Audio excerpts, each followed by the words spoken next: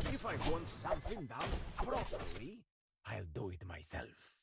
Clean up the battlefield. It's time for a barbecue. Alaro, Desert's Eye.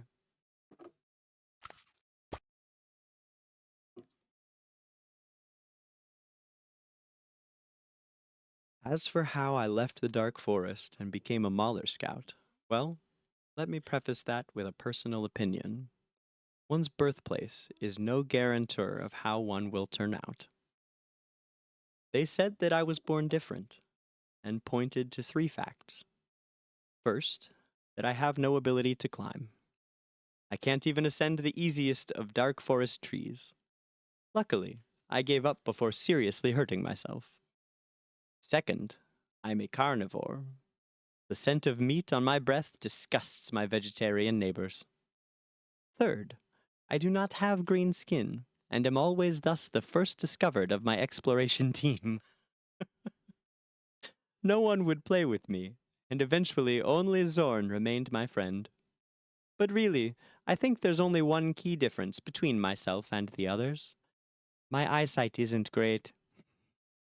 In fact, I can only see things far away very clearly, and had to have special glasses made.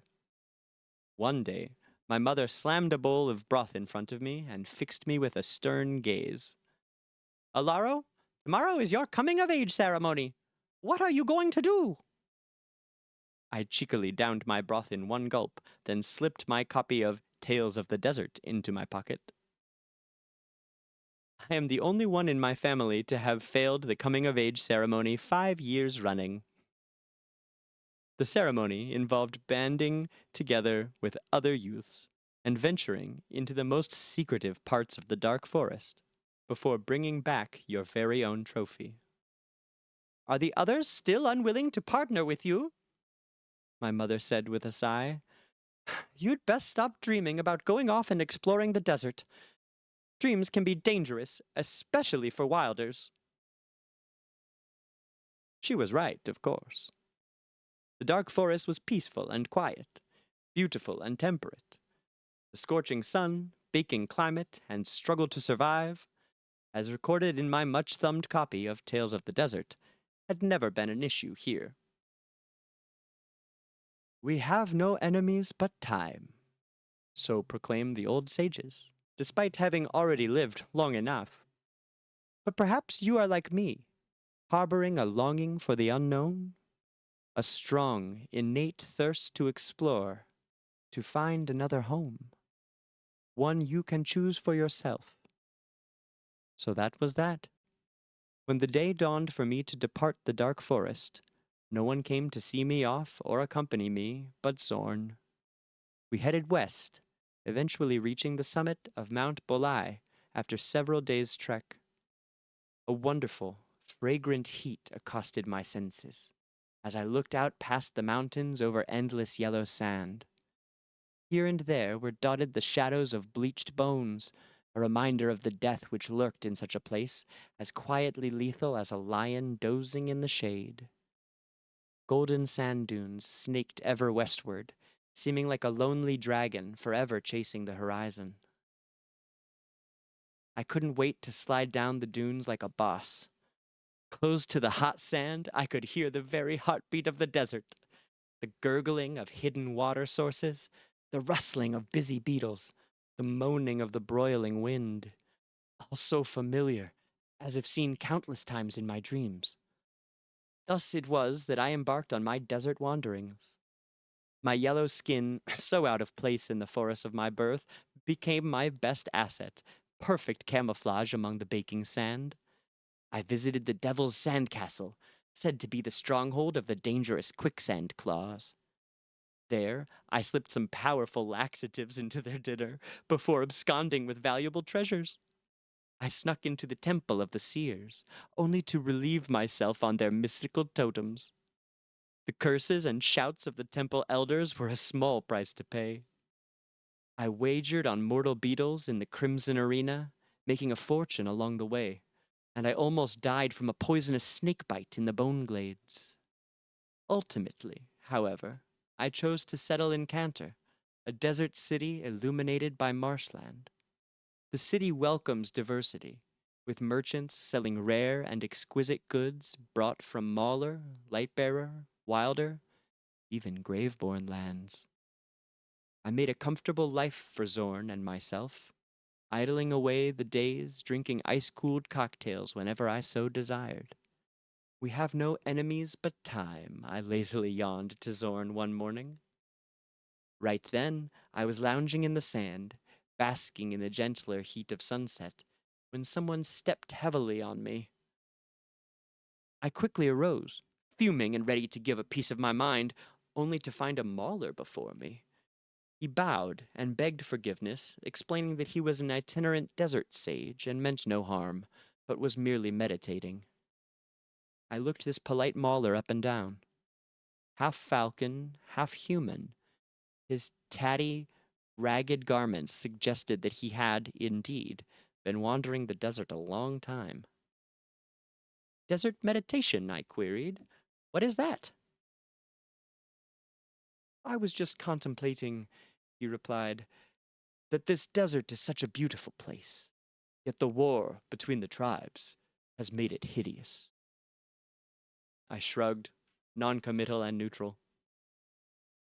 My people, he continued, say that soldiers find beauty only in blood. What is your view? Is this not normal? I laughed grimly. People are hostile to those who are different and seek bloodshed, even if they are of the same tribe. The brightness in the mauler's eyes dimmed momentarily as he shook his head. This kind of hostility will gradually corrupt and erode the soul until one loses oneself. I shouldn't have spoken with such a philosophical lunatic. The next time I saw him, it was in Cantor, as the city shimmered with alchemical acid mist. The Falcon and Bearfolk had just fought a pitched battle, which I had missed by virtue of having gone to spectate at the Mauler hunting grounds. Thriving markets, whole neighborhoods, all destroyed by alchemical munitions. I'd almost forgotten that this was still the Mauler Desert, with all its intractable, never-ending hostility between tribes. I frantically scoured the ruins for Zorn, cursing myself for not bringing him with me. Come with me! The crazy philosopher had appeared behind me and was trying to stop me searching. I knocked his hand away forcefully. His next words stopped me cold. Your friend is with me. Unconvinced, I nonetheless followed the madman towards the city outskirts. I had a poisoned dagger hidden away, ready to strike if he was lying to me. I was stunned by the sight which awaited me as we breasted yet another dune. The glorious light of the setting sun, illuminating the billowed sand.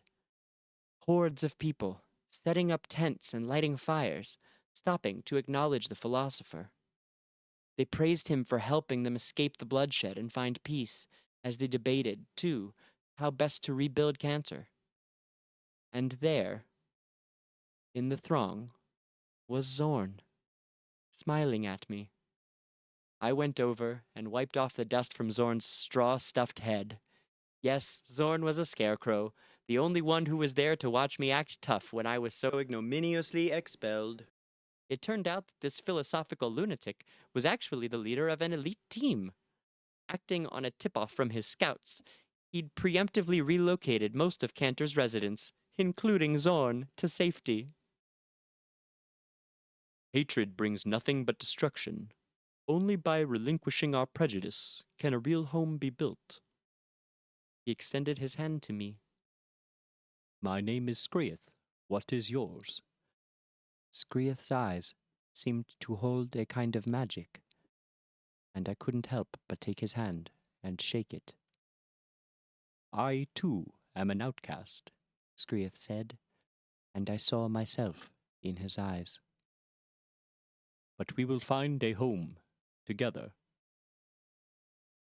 I accepted Skrieth's horn and joined the Muller Scouts, because I knew, deep down, that something had seeped into my very soul.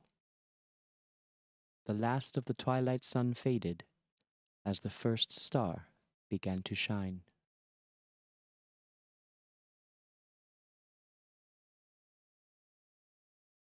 He is so fun. What a fun character.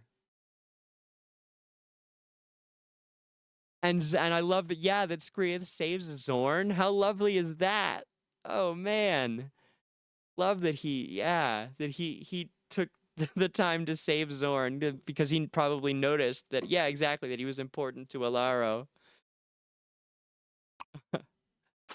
If I want something done properly, I'll do it myself. And now Alaro's like grown up, you know? That was like a young Alaro. And now he's like this grown up badass scout. A hole in your armor.